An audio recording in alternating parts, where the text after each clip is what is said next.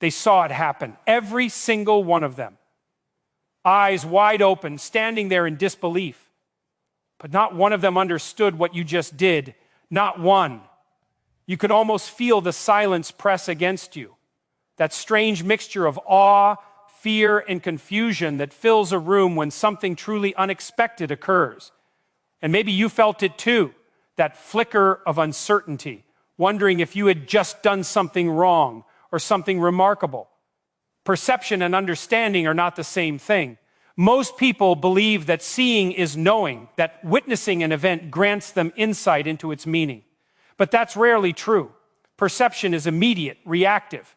It's the surface level of experience, the snapshot our senses capture. Understanding, on the other hand, is slow, deliberate, and often painful. It demands interpretation, context, and the humility to admit that what we saw might not be what truly happened. This gap between perception and understanding is where most conflict, judgment, and misunderstanding arise. When people see something they can't categorize, something unfamiliar or uncomfortable, their minds rush to simplify it. They label it as strange, wrong, or even threatening because the unknown is dangerous to the human psyche. The brain craves predictability, and anything that doesn't fit into its established patterns feels like chaos. So when you act outside the norms, when you create or decide from a place deeper than convention, most people won't see what you see. They'll see only the disruption, not the intention. And this is why true insight is often invisible to the crowd. You could perform an act of courage, of creativity, or of moral clarity, and still be met with confusion or mockery. People will say they saw what you did, but they'll misair why you did it. Their perception captures the event. Their understanding fails to grasp the depth. It's not malice, it's limitation. The eye records, but the mind interprets. And interpretation requires more than sight. It requires empathy, patience, and a willingness to question one's own assumptions. Most people won't take that step, so they remain at the surface, staring at something extraordinary and calling it strange. Isolation often follows insight like a shadow. The moment you begin to see something others cannot, you begin to walk alone. It isn't arrogance or superiority. It's simply that clarity separates. When you perceive patterns, truths, or possibilities that lie beyond what is commonly accepted, you step outside the shared story that binds most people together. That's where the loneliness begins. Not because you wish to be apart, but because understanding something deeply often means realizing that others are not ready or perhaps not willing to see it yet. This kind of isolation can feel unbearable at times. You want to explain what you see, to share the revelation, to have someone affirm that you're not crazy. But instead you meet resistance, skepticism, even ridicule. People cling to what's familiar because it gives them a sense of safety, and anyone who challenges that safety becomes a threat. So when you act on a truth that others can't comprehend, you become an outlier, a reminder that their version of reality might not be as solid as they believed. That's not something most people welcome. Yet, isolation in such moments isn't punishment. It's proof of authenticity. It means you're standing in a place that hasn't been mapped yet, a place that others might one day arrive at but can't yet see. The path of insight demands solitude because vision requires distance from noise. It requires a certain stillness, a willingness to endure misunderstanding. Most people want approval more than truth, but if you are driven by the need to understand rather than the need to belong, isolation becomes the crucible through which clarity is forged. It is the price of seeing differently, and though it may feel like exile, it is often the birthplace of something entirely new. Doing something new always comes with a cost. It's not just the effort or the uncertainty. It's the social and emotional toll of stepping into territory no one else understands. When you act beyond convention, you are challenging an entire network of expectations built over years, sometimes centuries. People don't like that. They rely on stability, on the comfort of knowing what comes next.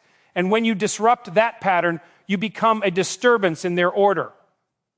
That disturbance often invites criticism, suspicion, or even hostility. The irony is that the very acts that push humanity forward, innovation, creativity, moral defiance, are the ones most likely to be rejected at first. Every person who's ever done something original has paid for it. They've been doubted, misunderstood, and often condemned, not because they were wrong, but because they were early. Society resists change, not because it's blind, but because it's afraid.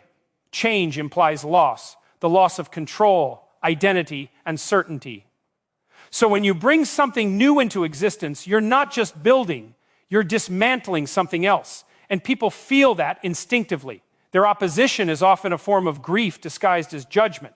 The cost of doing something new isn't just external, though. It demands internal sacrifice. You must accept loneliness, risk, and the possibility of failure. You must be willing to stand firm, even when every signal around you says you've made a mistake. That's the paradox of innovation. It requires conviction strong enough to withstand misunderstanding. What looks reckless to the crowd may, in truth, be an act of profound responsibility. To create what does not yet exist, you must endure the moment where no one sees what you see. And that moment, though heavy, is where transformation begins. To see what others cannot is both a gift and a burden.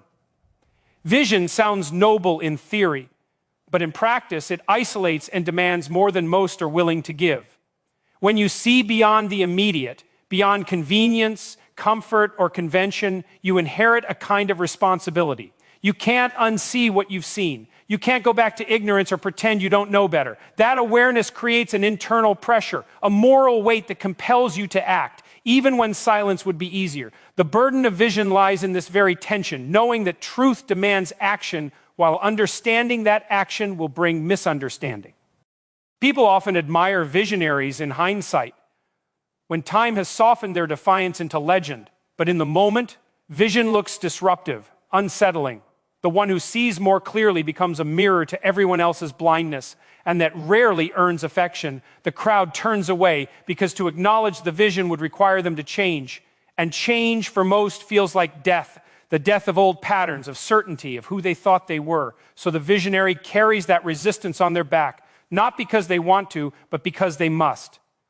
This is why true vision requires strength. Not brute strength, but moral endurance, the kind that allows a person to hold their ground when doubt, ridicule, and fear press in from all sides. It requires humility too, because seeing more doesn't mean you're better. It means you're responsible for more.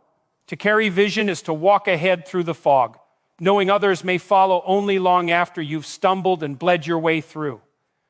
That's the price of clarity. It demands everything from you and rewards you only with the faint hope that one day others might finally understand. Acting from conviction rather than seeking approval is one of the most transformative and dangerous choices a person can make. It means grounding your actions in truth rather than popularity. And truth, by its nature, is rarely convenient. The world rewards conformity.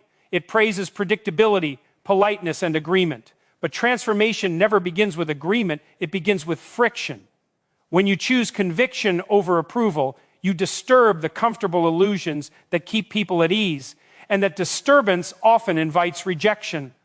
Yet it's precisely in those moments of defiance that the groundwork for real change is laid. The pursuit of truth is not about being right, it's about being honest. It's about aligning your actions with something deeper than your own comfort or the comfort of others. Those who act from conviction understand that truth carries consequences. It isolates, it offends, and it dismantles fragile systems of belief. But without that dismantling, nothing new can emerge. History is shaped not by those who fit in, but by those who refuse to. They bore the weight of misunderstanding because they knew that truth, once revealed, demands transformation, not just in themselves, but in everyone it touches. To act from conviction requires courage. The kind that withstands not just criticism, but silence. The kind that endures when no one claps, no one agrees, and no one sees. That's where transformation begins. In the moment, a person chooses integrity over acceptance, meaning over comfort. Because when you act from truth rather than from fear, you create ripples that extend beyond your own life. You become a catalyst for awakening, for renewal, for the slow turning of the world towards something more real. The act itself might go unseen or unappreciated, but its echo shapes everything that follows.